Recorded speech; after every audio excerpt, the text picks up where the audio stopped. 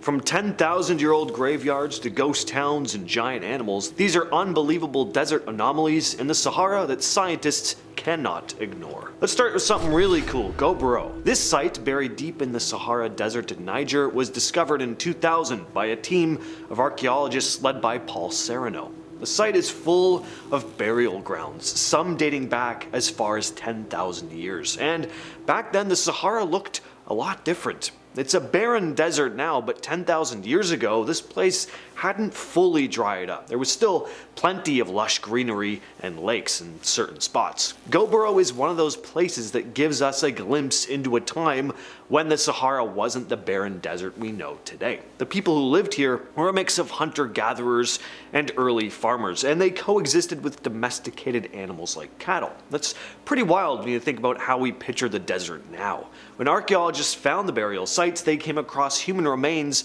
alongside cattle and other animals, and all in a spot that's now a literal graveyard. What's eerie about it is that these bones are just sitting there in the desert, an ancient snapshot of life from a time when the Sahara was a far different place. The way things shift from green to desert is kind of crazy to think about, and the fact that we still find these clues buried in the sand kind of gives you the chills. The Quaramatus hediensis was a giant prehistoric catfish basically, and it lived around 37 million years ago. But what does that have to do with the Sahara Desert? Well, the remains of one was discovered in 2017 in Egypt, and the thing was about 6.5 feet long. Now, catfish aren't exactly the type of creatures that jump out at you as being scary, but a catfish the size of a taller than average person, kind of freaky. And massive sized catfish weren't the only large sea creatures that once lived in the area. A long time ago, what's now the Sahara Desert was underwater. Scientists have found fossils of giant sea snakes, whales, and all kinds of other animals that lived there between 150 million years ago. According to Maureen O'Leary, the lead scientist on this study, the area looked more like modern Puerto Rico back then. A warm, sunny place with mangroves, mollusks, and a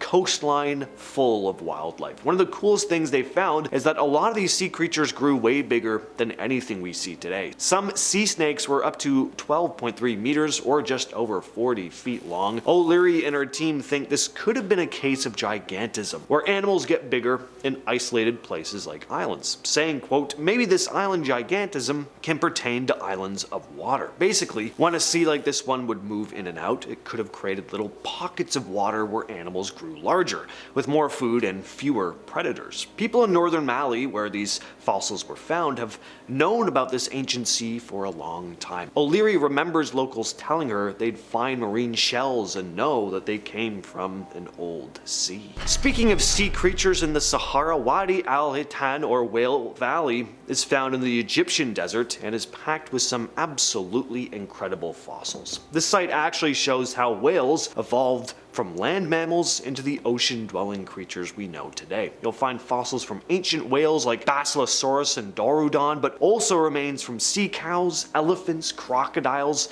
and sea turtles and sea snakes. What makes this place so special is the sheer number and quality of the fossils. Some even still have their stomach contents preserved, giving researchers a rare peek into their diet. The fossils found here help scientists piece together the environment of the past and track the evolutionary journey of whales. With hundreds of well-preserved remains, Wadi al Hitan is a very important site for understanding how whales made their transition from land to sea. One of the coolest finds in Egypt's Whale Valley are the remains of Archaeoceti, an ancient proto-whale type creature that once roamed both land and sea. These whales lived millions of years ago and had legs. One fossil that was found is around 69 feet long, which is impressive, but the coolest part is that this Archaeoceti had feet and toes. These things didn't just swim around in the water, but they spent time on land as well. The fossil is evidence of this transitional phase in whale evolution, showing us that whales didn't start out as full ocean creatures, but at one time were land-dwelling animals that evolved into the massive sea creatures that we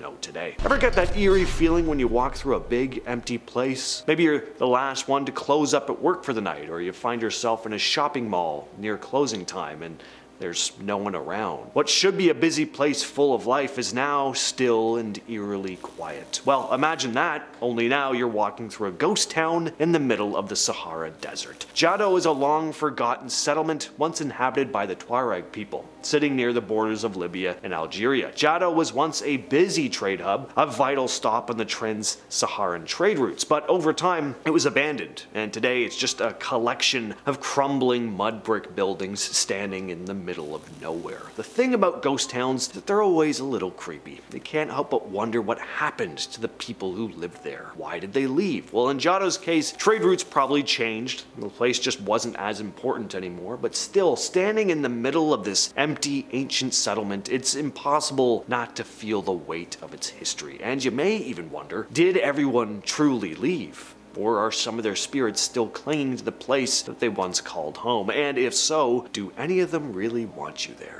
Next on the list, we have another monster that used to roam the desert, Macumosaurus rex. In 2014, paleontologists discovered the remains of this giant croc-like creature in the Sahara. Now, when I say giant, I really do mean giant. It weighed over 6,000 pounds and could grow twice the size of modern crocodiles, if not more. The skull alone was over 5 feet long. Just imagine the size of its mouth. This ancient marine reptile lived during the Jurassic to early Cretaceous period and would have been an absolute terror in its day. Interesting little fact here, scientists used to think the Macumosaurus species died out during the Jurassic period, but the fossil was dated back to the Cretaceous. So these giant crocs lasted much longer than anyone had originally thought. When it comes to dinosaurs, one of the most famous has to be the Spinosaurus, mostly thanks to Jurassic Park 3, definitely the coolest thing that movie gave us. In 2014, a Spinosaurus fossil was discovered in Morocco, and it was a big deal because this dino was one of the largest carnivores ever to walk the earth. But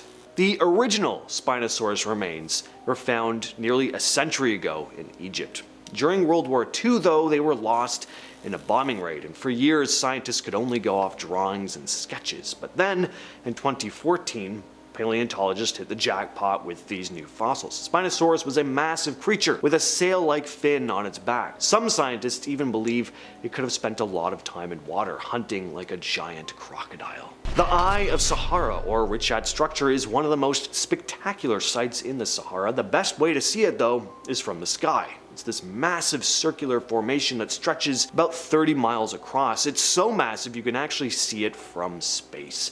For years, people thought it was caused by a meteorite hitting the Earth, but after more research, scientists figured out it's probably the result of some ancient geological processes. Basically, layers of rock being pushed up and then worn down over millions of years, creating this crazy looking layered formation that kind of looks like a big giant eye. Of course, though, not everyone agrees on that. Some people still think it's the remains of Atlantis, mostly because the way it's shaped kind of matches what Plato described in his stories about the lost city. Others even wonder if ancient aliens are behind it. The idea is that the structure's symmetry is so perfect it just can't be a natural thing. In 2012, a group of workers in the Sahara stumbled on something pretty crazy: the wreckage of a British fighter plane from World War II. The Kitty Hawk P-40. The plane had been missing for almost 70 years, along with its pilot, Flight Sergeant Dennis Copping. What makes this discovery even more eerie, though, is that Copping didn't die in the crash. It turns out he used his parachute to make a shelter near the wreck, but his remains weren't there. So they figure he ran out of food and water and eventually would have decided to wander off in search of help. But Copping was never seen or heard from again. For years, he was reported missing in action until this wreck was found in 2012. And finally, there's Timgad, an ancient Roman city once hidden under the sands of the Sahara. Timgad was founded around 100 CE by Roman Emperor Trajan and used to be a busy city with theaters, temples, public baths, and everything you'd expect from a big Roman settlement. But after the fall of the Roman Empire, the city was abandoned and pretty much forgotten. It wasn't until the 19th century that archaeologists rediscovered it, and today, Timgad is one of the best preserved Roman cities, with its streets, houses, and monuments still in pretty good shape. It's kind of mind-blowing that a city so grand could just get swallowed by the desert for centuries, only to be brought back to life by archaeologists. All that said, I've been your host, James. I'll catch you, yes, you specifically, in the next video.